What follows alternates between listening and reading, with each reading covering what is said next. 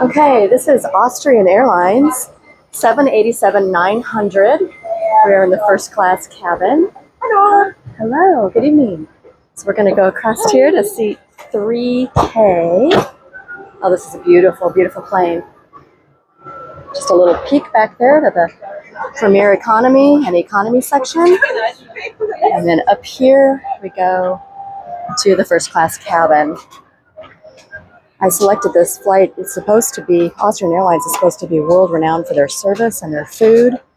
They actually have a chef on board that flies with them. That should be cool. And a Viennese coffee service, so that'll be really fun. This is my seat 3K. And I'll pause for a minute, come back and show you more. Hi, this is Stephanie again with my Eyes on Travel. So I've been on the Austrian Airlines flight.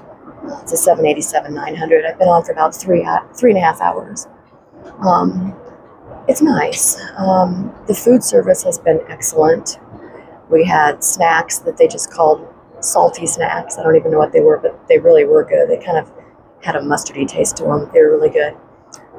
They were served with a Prosecco, kind of a standard thing, not champagne, but Prosecco.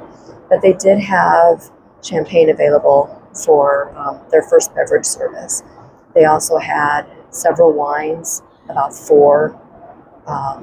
three reds, I guess, and three whites. I had one of the red wines. It was pretty good.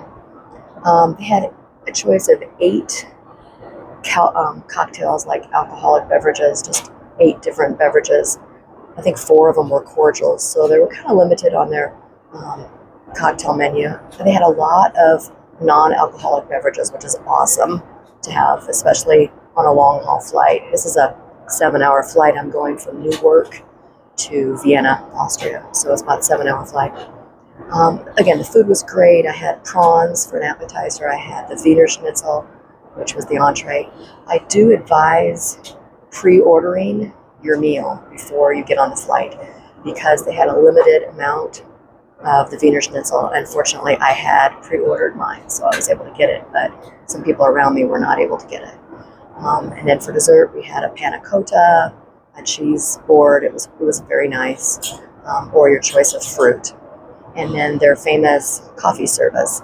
Now, I had ordered the coffee with ice cream and cream, and they gave me a different one, but it's fine because it was really good. The seat's very comfortable. The padding on the seat is wonderful. The footwell where your feet go into is deep. I think if you were above 6'2", you wouldn't have any trouble up to about probably 6'4", fitting in this seat. I'm only 5'6", so it's not an issue for me, but it's very comfortable. A little weird on takeoff because we're in sort of a herringbone configuration, so I actually have 2 windows over here. So I'm like angled. So when we're taking off, it's like I'm going like this the whole time. It's just kind of freaky. I've flown backwards before and that didn't bother me. And I'm not saying this bothered me, but I just wasn't used to it. It was something kind of interesting for me, so that's fine. I'm going to ask your opinion. If you know what this is, put it in the comments. This is a tiny little clothespin, and it was wrapped up inside the silverware service. So the cloth napkin, 2 forks, a knife, and a spoon, and this little teeny clothespin. I have no idea what it's for, but it's cute, and I'm keeping it. So all in all, I would probably rate this experience on a European Airlines comparable to maybe Turkish Airways or KLM.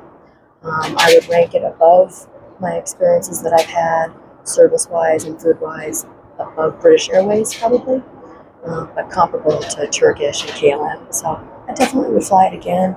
I'm going to lay my seat back and try and get a few hours of shut-eye before I see the next venture in Vienna. So thanks again for watching My Eyes on Travel. Thanks for letting me be your guide. Bye-bye.